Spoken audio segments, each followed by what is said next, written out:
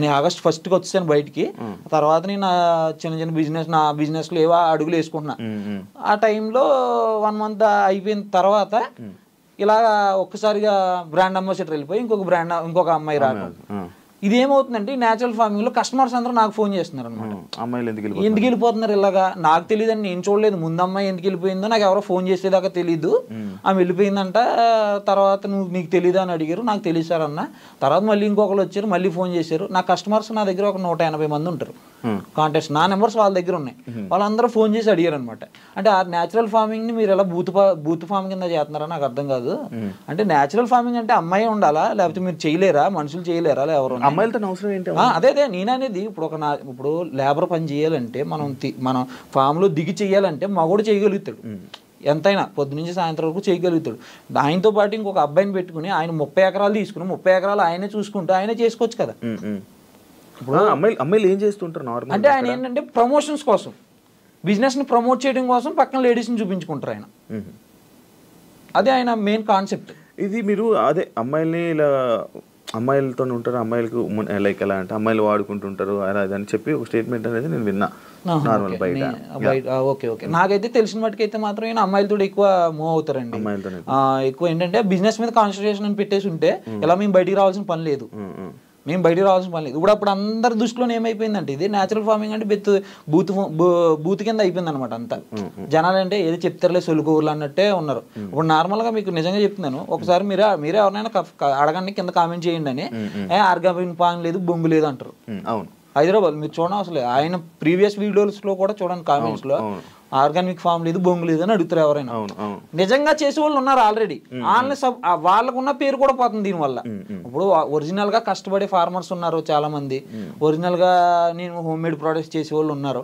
వాళ్ళ కష్టంతో చేసింది ఇక్కడ ఇలాంటి వాళ్ళ వల్ల సింపుల్ గా వాళ్ళని కూడా నమ్మట్లేదు. వీళ్ళు ఒరిజినాలిటీగా చేసే వాళ్ళు కూడా నమ్మట్లేదు. వీళ్ళు అమ్మాయిలతో తిరుగుతారు, వీళ్ళకి ఫార్మింగ్ గురించి ఏం తెలిసి వీళ్ళకి అంటారు.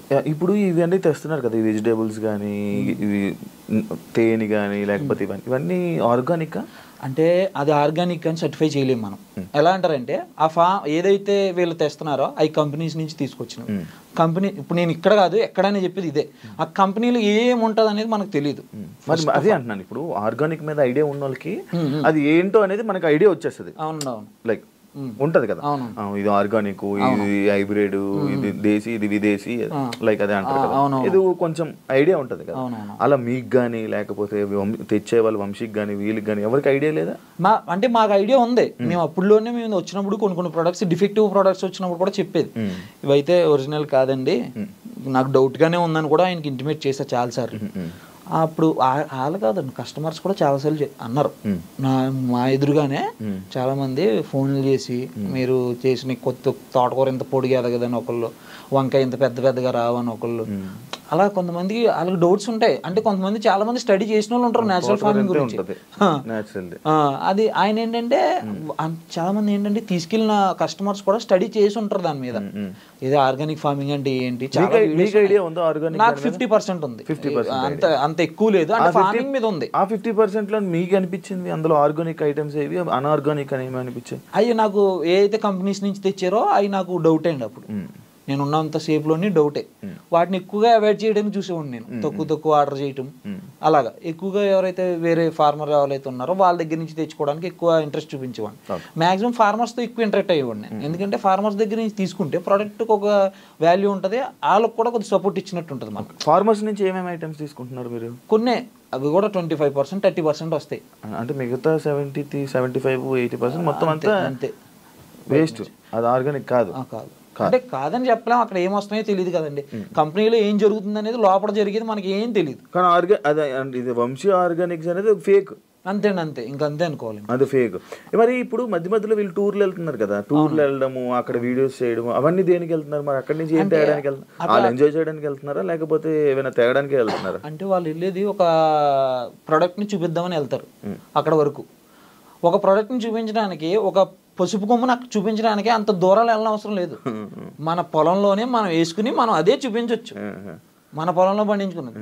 తెలంగాణలో కూడా చాలా మంది ఉన్నారు, ఆంధ్రాలో కూడా ఉన్నాయి. ఎక్కడెక్కడో ఊటీల దాకా బూటీల దాకా అన్నీ పోనవసరం లేదు. మన ఆంధ్రాలోని తెలంగాణలోని 2 తెలుగు రాష్ట్రాల్లోని ఫార్మర్స్ ఉన్నారు, వాళ్ళు పండిస్తున్నారు. వాళ్ళ దగ్గర మనం వెళ్ళి చూసుకుని తెచ్చుకోవచ్చు. లేదు నీకు ఓపిక ఉంది అనుకుంటే నువ్వే ఇంకా నిజంగా చెప్పుకోవాలనుకుంటే నువ్వు పండించు, అంతేగాని వేరే కంపెనీ మీద డిపెండ్ అవ్వడం ఎందుకు. ముగ్గురు, ఒక అమ్మాయి తర్వాత నేత్ర అయిపోయిన తర్వాత మళ్ళీ ఇందు తర్వాత ఇప్పుడు కొత్తగా అమ్మాయి పేరు ఏదో ఉంది, అర్పిత. ఇప్పుడు లైక్ ఇలా అమ్మాయిలు ఎందుకు అమ్మాయిలు ఎందుకు అమ్మాయిలు పిచ్చోడు ఇలాంటి స్టేట్మెంట్స్ అన్ని పాస్ చేస్తారు.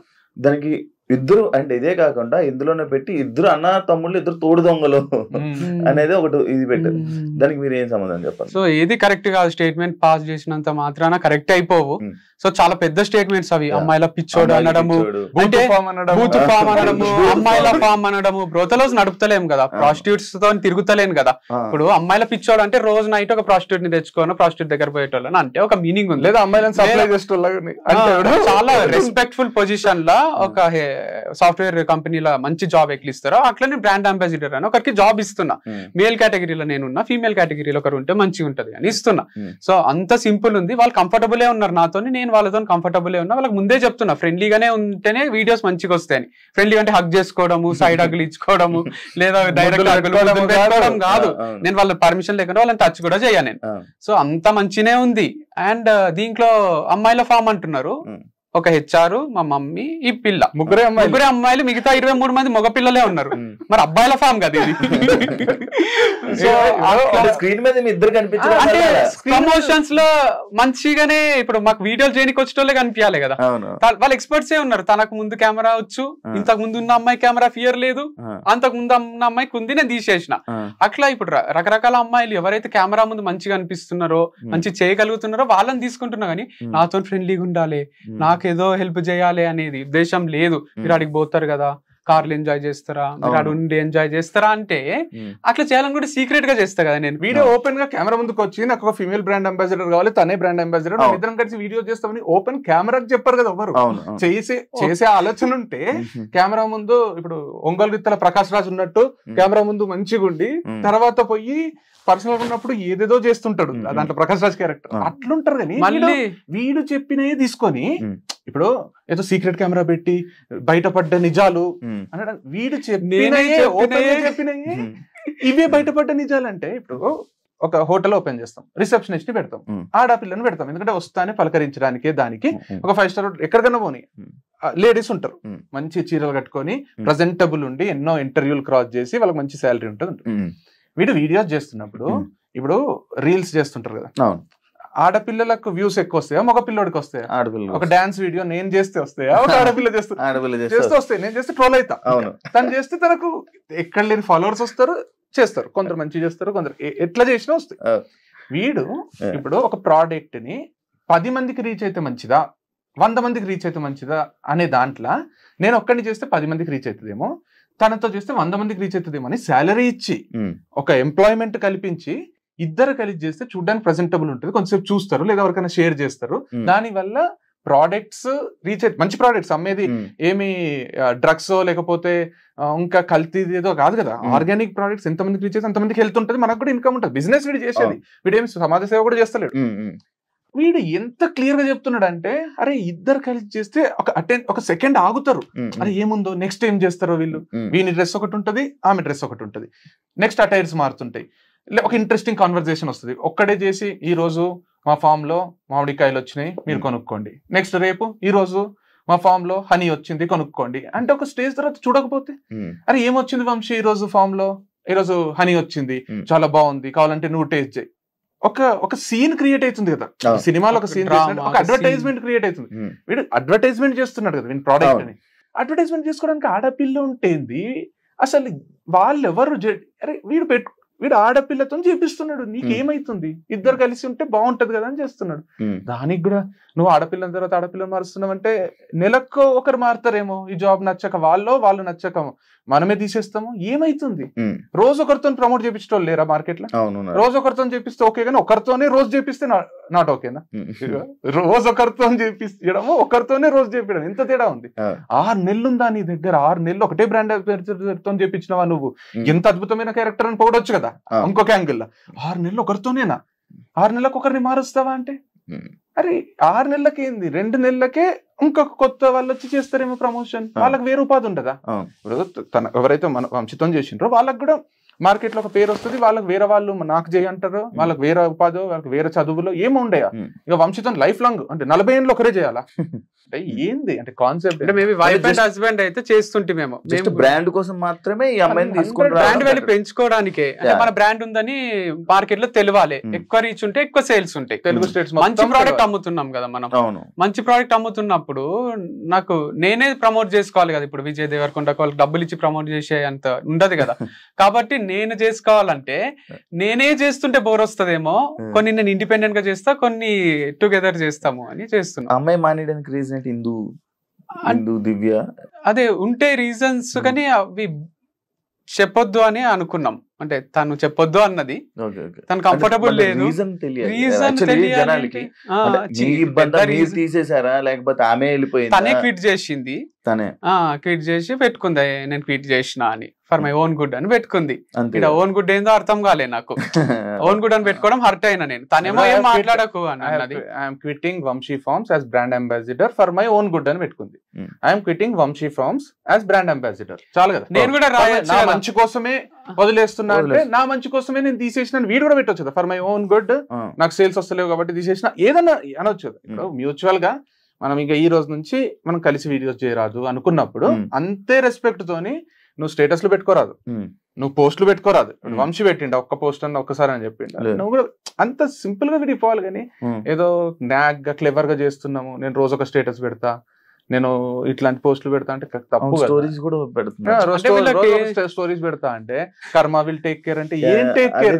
అందుకనే డ్యూయల్ ఫేస్డ్ పీపుల్ అంటే ఎవరు? రెండు మొహాలు ఉన్న మనుషులు అనుకుంటున్నది. ఇవన్నీ పెడుతుంటే ఏమనిపిస్తుంది అంటే ఏదో జరిగింది, వీళ్ళిద్దరు పెడుతున్నారు, కానీ నేను పెట్టలేక కాదు కదా. నేను రోజు పెడితే వాళ్ళు చాలా హర్ట్ అవుతారు, చాలా సెన్సేషన్. అంటే ఇప్పుడు అంటే అది పెద్ద టాలెంట్ ఏం కాదు, వేరే వాళ్ళు తీసుకొని కాపీ కొట్టి పోస్టులు మనమే మాట్లాడతాం కదా. ఇక మనం మాట్లాడితే వాళ్ళు అకౌంట్ ఎందుకుంది నాకు అనిపిస్తుంది. మాట్లాడినా నేను జనరల్ గా మాట్లాడినా మనం కూడా అనొచ్చు. ఇండైరెక్ట్ గా చేయడం అనేది ఆర్ట్ ఏం కాదు, అది పెద్ద ఆర్ట్ ఏం కాదు. మనము సాధించింది అంటే ఇట్లా చేయొచ్చు ఇండైరెక్ట్ గా. మరి అంత లేదు, అది మాట్లాడద్దు అనుకున్నప్పుడు మాట్లాడొద్దు. ఇప్పుడు విడిపోయేటప్పుడు ఏమైందంటే బ్రాండ్ గా వద్దు అనుకున్నప్పుడు నువ్వేం చెప్పకు, నేను ఒక దగ్గర మంచిదే అనిపించింది, సోలోగా చేసుకోవాలనిపించింది. తర్వాత సోలో కన్నా ఇట్లా మళ్ళీ ఒకరితో చేయడమే బెటర్ అనిపించింది. సో నేను నా స్ట్రాటజీస్ నాకు ఉంటాయి కదా, నేను పనే చేస్తున్నా కదా. ఇదేమి నిజంగా నేను ఏదన్నా ఇల్లీగల్ బిజినెస్ చేస్తుంటే మీరు క్వశ్చన్ చేయాలి. నువ్వు ఒక అమ్మాయిని తీసేసినావు, ఇప్పుడు ఇంకొక అమ్మాయి ఎట్లా చేస్తావు నువ్వు అని అడగాలి. నేను ఒక మంచి ఆర్గానిక్ బిజినెస్ చేస్తున్నా అంటే ఒక గుడి లాంటిదే మా ఫామ్. సో దీంట్లో బూత్ లేదు, దీంట్లో ఏమీ లేదు. కావాలంటే మీరు వచ్చి చూసుకోవచ్చు, నాతోనే ట్రావెల్ చేయొచ్చు.